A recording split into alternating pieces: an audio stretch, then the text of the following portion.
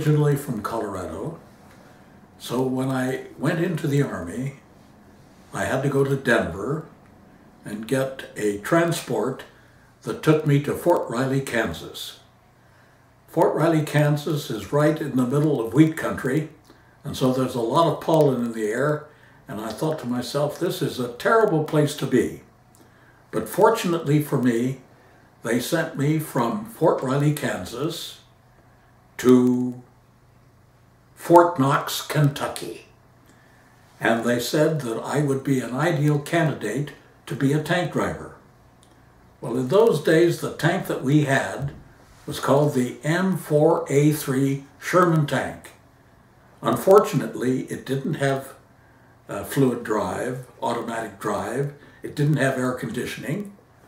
So when we got into the tank and tried to drive it, we had to learn to double clutch.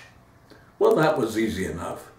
But the problem that I had with the tank was when we went out on maneuvers and all the other tanks were maneuvering, they raised a tremendous cloud of dust. And the tank had ports to let the air in. Well, unfortunately, it let all the dust in. And I frankly told the people in charge that I really was not happy to be a tank driver in the armored infantry. So they said jokingly, why don't you go over to the classification center and see if you can get a different job? They thought that was a joke. They thought that nothing would happen. But when I went over to the classification center, they looked up my past record and they said, we see that you, when you were in high school, you were a radio announcer for KGHF, the Voice of Southern Colorado, in Pueblo. And they said it just so happens that the Manhattan Project in Los Alamos, New Mexico, is looking for a radio announcer for their local radio station, which was called Radio KRS. Well, the Manhattan Project in Los Alamos was in New Mexico, not far from Colorado, my home state.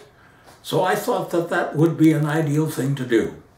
I said I'd be delighted to go out to New Mexico to the Manhattan Project, where of course they were making atomic bombs.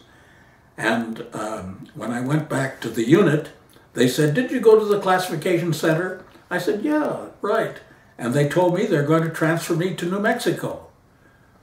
Well, the people who had sent me there didn't believe it. They said, you're not serious. I said, yeah, right. I told them I was not happy being in the armored infantry. And they said, we will send you to Los Alamos, New Mexico, to the Manhattan Project, where they're making atomic bombs, so you can be a radio announcer.